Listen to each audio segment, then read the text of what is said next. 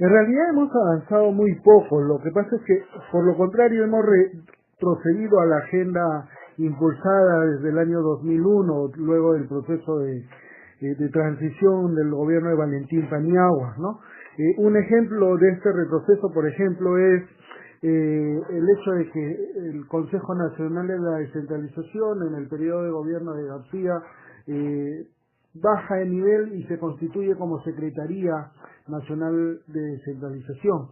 Hemos ido haciendo un conjunto de cosas, ¿no? También en favor de este proceso. Por ejemplo, una de las cosas que necesitábamos para fortalecer este proceso era contar con un centro de planeamiento. Este centro de planeamiento, si bien su constitución ha demorado en desarrollarse, hoy lo contamos, que es el Centro de Planificación Nacional, quien debe determinar las grandes líneas. Pero por otro lado, también tenemos el tema de presupuesto, ¿no? La ley de presupuesto público para el año 2016 ha generado un incremento, ha sido aprobado con un incremento del 6% para el gobierno nacional en comparación al año pasado. Pero del año 2008 al año 2015 vamos a ver, o al año 2016 vamos a ver que el presupuesto nacional ha aumentado. Y es que en el año 2008 nuestro presupuesto era el 68% era para el gobierno nacional y hoy es el 75.5%, es decir, hemos aumentado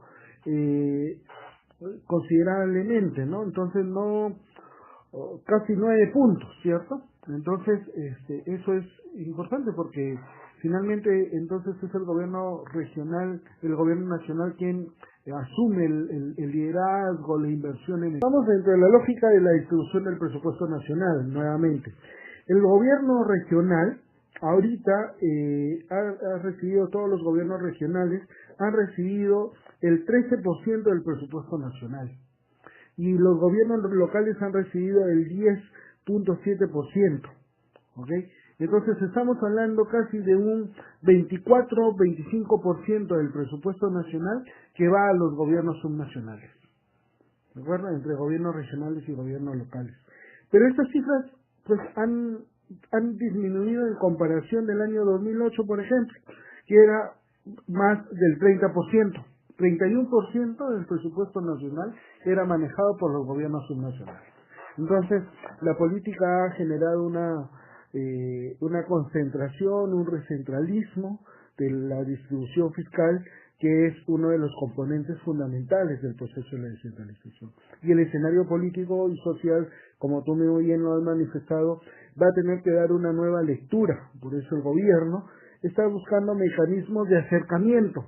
Pero eso no es suficiente, ¿no? O sea, el acercamiento no es suficiente para escucharlo, sino que hay que institucionalizar el proceso. La descentralización no termina solamente en el tema de mayor autonomía a los gobiernos regionales, sino de una mejor acercamiento de los servicios. O sea, el alcalde de un lugar de Charate, del sur del país, o del distrito de Choros en Jaén, tiene que venir al gobierno nacional para poder gestionar el presupuesto. Entonces la idea es acercar el funcionamiento del Estado a las necesidades que tiene el ciudadano, ¿no? Y una de estas formas es darle la autonomía y la distribución a los gobiernos locales, y desde luego pues tiene que haber niveles de regulación en este proceso, ¿no? El tema de la descentralización pasa por un concepto importante que es el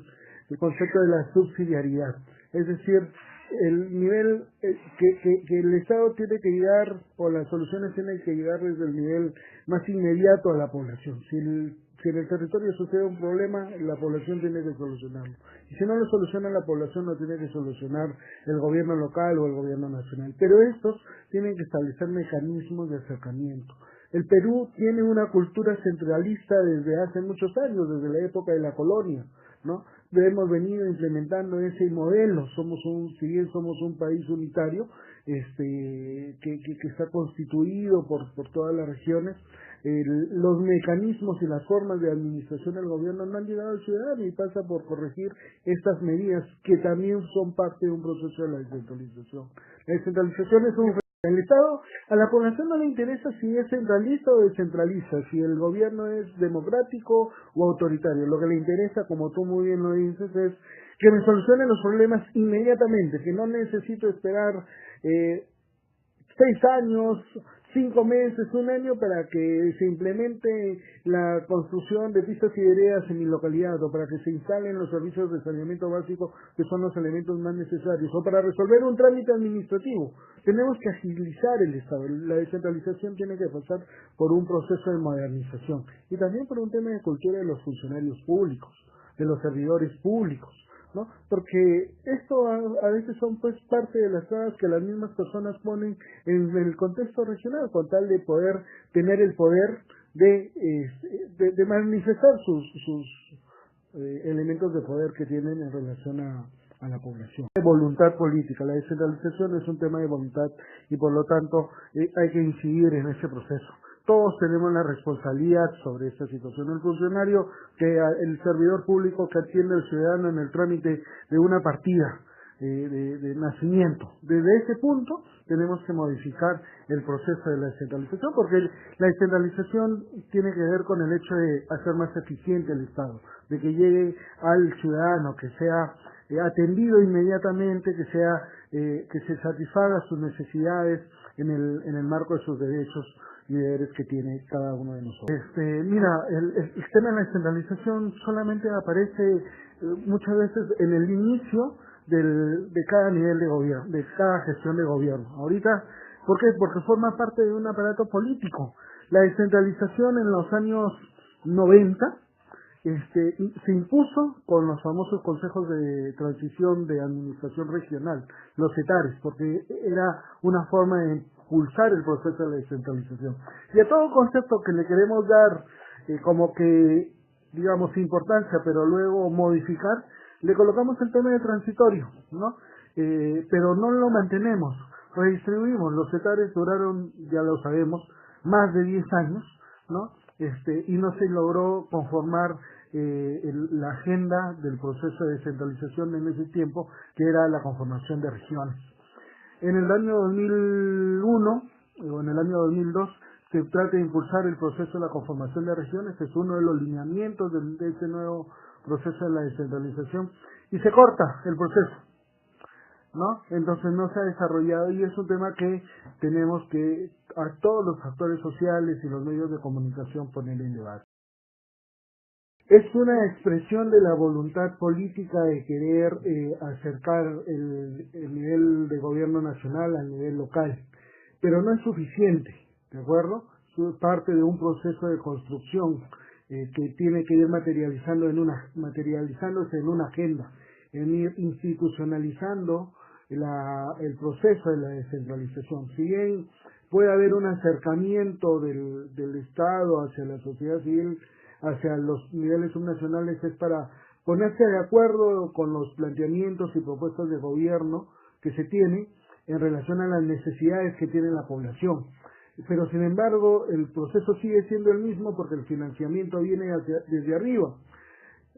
Si hubiera un cambio de la distribución del presupuesto, es una segunda muestra de la intención política que tiene el gobierno para el proceso de la descentralización. Miren, tengo cifras que dicen que en el año 2008 el presupuesto del gobierno nacional era del 68.1%, y hoy es del 75.5%, es decir, mira la cantidad que se ha incrementado, 9 puntos de la distribución presupuestal. Y a nivel de los gobiernos locales, todas las municipalidades, en el año 2008 el presupuesto era del 15.4%, y hoy es del 10.7%. Entonces, ese porcentaje está diciendo de que el presupuesto se está recentralizando y haciendo las cosas desde acá. Entonces, es una forma, y los sistemas han contribuido a poner trabas en la gestión pública, de los gobiernos locales, pero tenemos que ir haciendo esos ajustes. Vamos a hablar de un verdadero proceso de la descentralización cuando el presupuesto se redistribuye equitativamente, ¿no?